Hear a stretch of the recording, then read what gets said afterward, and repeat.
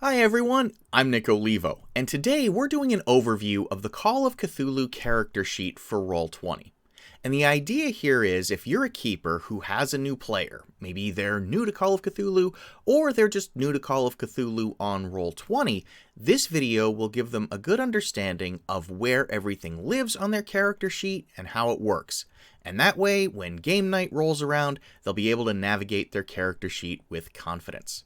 Now, I'm going to put a link down in the video's description with a timestamp that will take the player right to the spot where we begin covering the character sheet so you can share that with them and then they'll be good to go. Before we dive in, I'd just like to thank Roll20 for sponsoring this video. So let's get you acquainted with your character sheet. And in this video, I'll show you where everything lives on the sheet, how to make skill checks, how to attack and dodge in combat, how to track things like luck and sanity, as well as a few other things along the way. Let's dive in. Now you probably already know that you can access your character sheet by going to the Journal tab in Roll20 and then clicking on your character name. But you can also open your character sheet by holding down the Alt key on your keyboard and double-clicking on your character's token. Now, looking at the character sheet, you've got all of your character's characteristics over here on the left, so their strength, their constitution, their power, and so on. You also have your hit points, your magic points, which are used to fuel spells, and your sanity. And then you also have this series of tabs going across the center of the sheet. So let's take a minute and talk about those. So skills are all of the skills that your character possesses, and each skill has a number next to it. And the higher that number is, the better the character is going to be at that particular skill. So let's say we want to charm someone, we would just click on that skill and the results are displayed over on the right hand side of the screen. And we can see that our character rolled a 2 versus 70. So what does this mean? So everything in Call of Cthulhu is based off of a D100. So you're going to roll your D100 and try to get less than or equal to the value next to your skill. So in our case, we needed to roll a 70 or lower in order to succeed. And we rolled a 2, and that is definitely successful.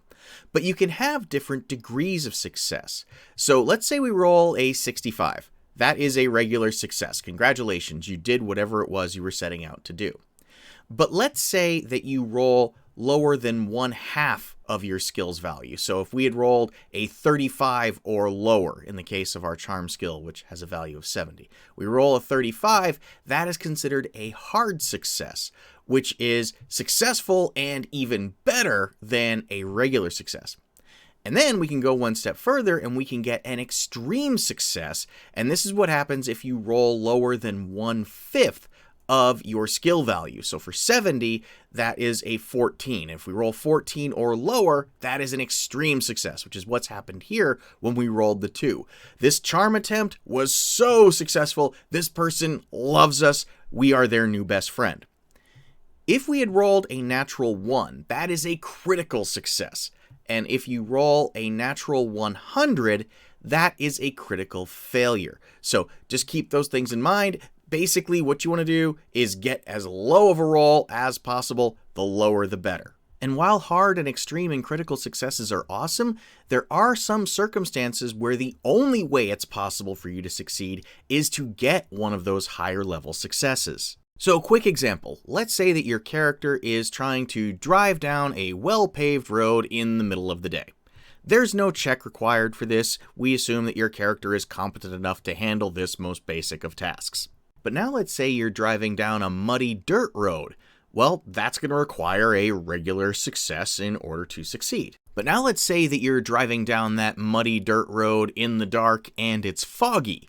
Well, now the conditions are even harder, and that means it's going to require a hard success in order to succeed. But now let's say you're driving down that muddy dirt road in the dark, it's foggy, and you're being chased by a hound of Tindalos. Well, now you're going to need an extreme success in order to pull this off. So when your keeper tells you what kind of a success is required for a particular check, what you can do is click on one of these buttons up at the top here. So if we are trying to get away from that Hound of Tindalos in the dark on the muddy dirt road, we can click the extreme box here and then make our drive auto roll. And now what happens is Roll20 automatically adjusts the target value to be 1/5 of my skill value which again is what's needed for that extreme success, and then makes the roll and compares my roll to that target number. And in this case, we failed, and the hound probably ate us. So the upshot here is that the difficulty of a particular task can change depending upon the circumstances that your character is currently in, so it's always a good idea to wait until your keeper tells you what sort of roll to make before you go ahead and make it. That way you don't feel disappointed if you make a regular success, but then the keeper comes back and says, you actually needed a hard success in order to pull that off.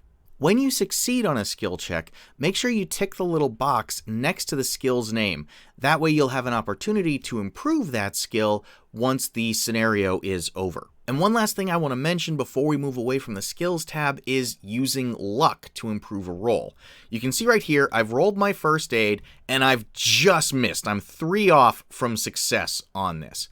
So rather than failing by such a narrow margin, if my keeper allows it, I can choose to spend luck to improve that roll. And luck is spent on a 1-to-1 basis. So I can improve this roll from 33 down to 30 by spending 3 luck. And the way we do that is we just go into edit mode here and we reduce our luck score down by 3 to 47. That will make this a success, and then we can successfully administer first aid to one of our friends. The thing to know about spending luck, though, is that if you spend luck on a roll to make it a success, you do not get to tick the box next to that skill on your character sheet. Because I didn't roll that naturally, I had to spend luck in order to modify the roll, so we would not tick the box next to first aid. Once we're done, we'll click out of edit mode. Okay, so that's the skills tab. Let's switch over to combat. And to help me illustrate the combat, I've added another token to the board. This is a gangster named Oaks who's going to get into a fight with our hero Edward. So the first thing that your keeper is going to ask you to do is roll initiative. And the way that you do initiative in Call of Cthulhu is by clicking this dexterity to turn tracker button here. And you want to make sure that you have your character's token highlighted when you click this button. If you don't, it'll roll initiative and put it in the chat, but it won't actually add it to the turn order. So you want to make sure that you have your character's token selected and click that. And then I'm going to do the same thing for Oaks. And we can see that Oaks has a higher dexterity score than Edward. And that means that Oaks is going to go first because Oaks is faster and more nimble. So Oaks says he's going to attack Edward and he's going to try and punch Edward. When this happens, Edward has the option to either fight back or he can try to dodge. So let's say he's going to try and dodge out of the way. So Oaks makes his attack. We can see here Oaks makes his attack and he has a success, 48 versus 60. Edward is going to try and dodge, and Edward has a success with his dodge. So both of these have the same degree of success. When someone is dodging, the tie goes to the defender. So in this case, Edward would not take any damage from Oaks' attack. So now we advance, and now it's Edward's turn. Now Edward's going to try and punch Oaks. So we're going to make an unarmed attack against Oaks. We can see that we failed. Let's say that Oaks was trying to fight back, meaning he's going to try and clock Edward as Edward's coming in. So he makes his attack, and we can see that he was successful. So Edward failed, Oaks succeeded, so Oaks wins out in this scenario, and he deals 4 points of damage to Edward. So what we can do is on Edward's token, we can click on it, and in the center here, we can type -4, and that will reduce our character's hit points by 4, and you can see here that's reflected on the character sheet as well. Okay, so now we're going to loop around. We're going to do the same thing. Again, Oaks is going to try and punch Edward. Oh, we have an extreme success here. Okay, and so now Edward's going to try to fight back, and Edward fails. So now we're going to have Edward take 7 points of damage from that attack. It's not a sum of both of these because this is a fist weapon. If this had been like a gun or something, we would have dealt even more damage, but 7 points of damage dealt to Edward with that blow. So Edward is having a really rough day right now. And then we would just keep iterating on that until the combat was resolved. But during the course of your scenario, you may pick up other weapons that you find along the way. Maybe you find a handgun in a locked desk drawer, or maybe you take a baseball bat off of a downed street thug. How do we get those weapons onto our character sheet? Let's see how. All you need to do is go over to the compendium icon in the toolbar. It looks like this eye in a circle. And then type in the item that you're looking for. So let's say that we're looking for a handgun that we found. We'll search for that. And then you've got all these options here. Just pick the one that you found. So let's say we found a 38. I can just click on its name and drag it right onto my character sheet. And now it adds it to the sheet and I can begin using it. And you can see here it's got the relevant skill listed out here. So I have a 20 in handguns. So I have a 20% chance of succeeding when I fire. It has the damage listed, how far I can shoot, the number of attacks I can perform, and so on. And so just to show that in action real quick, we can just click on it. And we can see that Edward has fired and failed because he got a 90 and he needs to get a 20. But the thing is, sometimes circumstances work in your character's favor or against them. And that's where this concept of bonus versus penalty dice comes in. You can see there's a button for that down here. So in our scenario where Edward is up close and personal with Oaks, he's basically firing at point blank range. So what that means is even though Edward is not particularly adept with a handgun, because his target is so close to him, it's actually easier for him to hit. And so as a result, he's going to get to make this roll with a bonus die. And so what he's going to do is click on this bonus penalty button here. And what that does is it rolls the die. And you can see here we rolled a 1. So what that means is we're going to replace this tens value that we rolled here from the 90 with a 1. So effectively we rolled a 10 versus a 20, which is a success. And that means that we did 10 points of damage to Oaks, and that was enough to kill him. And so now Edward is bleeding and in a lot of pain, but he's alive, and now he's going to go off and continue his investigation. Now, if your keeper wants you to track how many bullets you have remaining, Edward just fired 1, then what we can do is go into edit mode here and then adjust the amount of ammo that we have. We can just drop that from 8 down to 7, and we're good to go. Additionally, if you need to change a weapon, like remove it, let's say that Edward fell off the side of a boat, and the gun fell out of his pocket, and now the gun is down at the bottom of the ocean.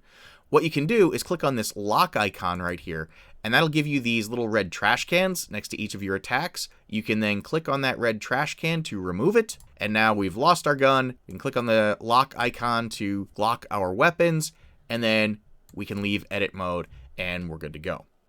One last thing to mention about edit mode is that when you're in edit mode, you cannot make die rolls. So once you've made any modifications to your character sheet, just remember to turn edit mode off so that you can continue playing. So now let's talk about Sanity. And this is not going to be a comprehensive overview of the Sanity mechanics. Rather, this is just how things relate to your character sheet. So I've put a deep one on the board here. And when your character first encounters something paranormal, supernatural, or otherwise mind-blowing, your keeper may ask you to make a Sanity roll. So to do that, you're just going to click on Sanity right here. And we can see here that Edward failed his Sanity roll. So now the keeper is going to tell us how many points of sanity that we're going to lose. And that's usually a die roll. You'll roll a d6 or a d10. So my keeper has rolled a 6 on a d6. So I'm going to lose 6 sanity points. So I'm going to go into edit mode here and adjust that down. So now I'm down to 64. But when you lose more than 5 sanity in one go, you also need to make an intelligence check. So I'm going to make that intelligence roll just by clicking on intelligence. And we can see here that I succeeded on the intelligence roll. So here's where things get interesting. If you succeed on that intelligence check, it means that your mind fully grasps and comprehends all of the horrors that it's just witnessed, and then you go temporarily insane. And your keeper will give you a description about what that means in terms of whatever scenario you're in. But if we had failed that intelligence check, then that would mean we had repressed whatever it was that we had just witnessed, and we would keep going. We'd still lose the sanity, but we would not go temporarily insane. So that intelligence check is probably one of the few times that players will hope that they fail a roll. Okay, so that's combat. Let's switch over to the backstory tab now. This is where you can find information about your character and their history. Likely you're going to come in with no arcane tomes and artifacts or encounters with strange entities, but over the course of the game, you totally will. And when you do that, you can click into edit mode in order to add information about whatever it was that you found. We'll Let's turn edit mode off, and we'll continue on to the spells tab. Again, most likely your character will start out not knowing any spells, but over the course of the game, they may find additional spells that they may learn. And just like when we looked for weapons in the compendium, you can search for a particular spell name. So let's say that we have found a spell called Breath of the Deep. We can just drag that onto our character sheet, and now we can see that Breath of the Deep costs 8 magic points to use. It's also going to cost us 1d6 sanity points, and it's going to take 1 round in order to cast. If you click on this ellipses, it will give you the full description of the spell, and it will also tell you if you've learned the spell yet, if you successfully cast it, and how long you have left to learn it. And all that information can be changed by clicking on edit mode, and maybe your keeper says that, it took you 1 day to learn the spell, and you have learned it successfully, so that's good. But now you have to make a hard POW roll when you are first casting the spell. And so we would jump out of edit mode here, we would go hard, and then we're going to click on power. And we can see we got an extreme success, so yes, we have successfully first cast this spell, and then the spell's effect resolves. Now we also need to keep track of the MP and sanity that we've spent as a result of casting this. So we see that we're going to spend 8 magic points. So we'll go into edit mode here, we'll knock this down. So we have 6 magic points remaining, and then it's going to cost us 1d6 sanity to cast that. So let's do 1d6, and we're going to lose 5 sanity as a result of casting this spell. So we'll knock that down to 65, and then we'll leave edit mode and continue on. The Possessions tab lists out all of the items that your character owns. So in Edward's case, he has a Cadillac Type 59, and that 38 automatic handgun that we added earlier is also added to his possessions. So even though he lost that handgun from his combat tab, it is still listed here under Possessions. So if you want to get rid of that, you know it, go into edit mode, click the lock, and trash can. We also see Edward's overall spending level, his available cash, and assets, and depending on the game that you're playing, this may or may not come into play. The final tab here is the Settings tab, and really the only thing I'm going to suggest you change here is turning on these edit toggles.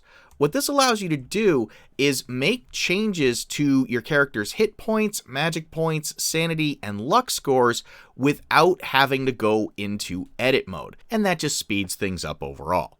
A couple of final things before we close out. Depending on how many hit points or sanity points your characters lose at a particular time, your keeper may tell you that you've suffered a major wound, in which case you can click on this right here and it will highlight it. Maybe you've fallen unconscious. Maybe you're dying. So if any of those conditions are affecting you, you can click on them in order to highlight them. That kind of just is an indicator to tell you that that's what your character is currently suffering from. Similarly, with insanities, if you are temporarily insane or gone indefinitely insane, you can tick those and it will highlight them as well. Once your scenario is over, assuming your character didn't go permanently insane or die, you're going to get to do the investigator development phase. So what you're going to do there is, while you're in edit mode, go over to your skills section, and any of those skills that you ticked, that is things that you used successfully during the course of the scenario, you're going to roll a d100. So let's look at Edward's charm skill first. We're going to roll a d100. We rolled a 75, which is higher than his current score. So that means we can improve that. So what we're going to do now is roll 1d10, and we're going to increase his charm score by 5. So Edward now has a 75. Then we're going to do that same thing for the handgun. Roll 1d100. We rolled a 98, which is higher than his current skill of 20. Roll a d10, 4, so now our handgun goes up to 24. And then you would repeat that for any other skills that you had used successfully, and then leave edit mode and clear out the tick marks, and you're ready for your next adventure. And there you have it. That's an overview of the Call of Cthulhu character sheet for Roll20. I hope you found this video helpful. If you did, please give it a like and share it with your players. And until next time, folks, have a great day.